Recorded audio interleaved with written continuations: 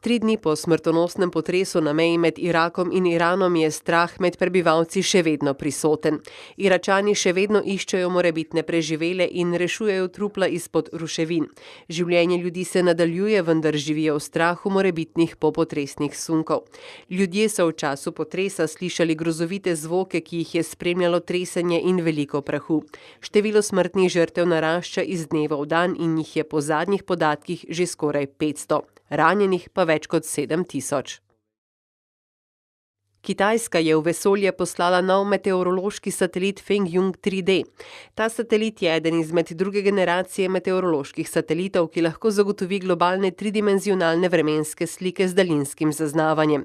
Satelit bo vzpostavil omrežje s satelitom Fengyun 3C, ki je bil septembra 2013 izstreljen v vesolje, da bi izboljšal natančnost spremljanja toplogrednih plinov v ozračju.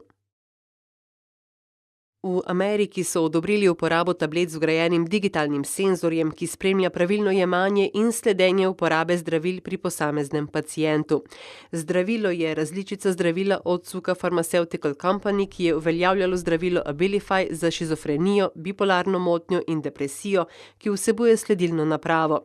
Sledilna naprava pa je produkt razvoja podjetja Proteus Digital Health.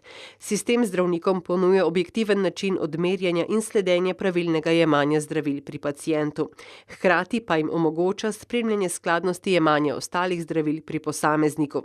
Sistem deluje tako, da se po zaužitju zdravila pošlje sporočilo s tabličnega senzorja v obrabljiv obliž, ki nato prenaša informacije v mobilno aplikacijo.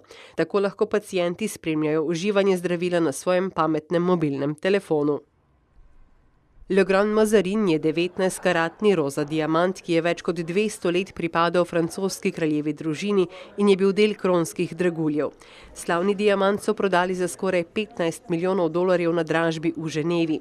Druga prodaja na dražbi je bila 163-karatna brezbarvna diamantna ogrlica, znana kot Creation One, in je bila prodana za 33 milijonov 500 tisoč dolarjev.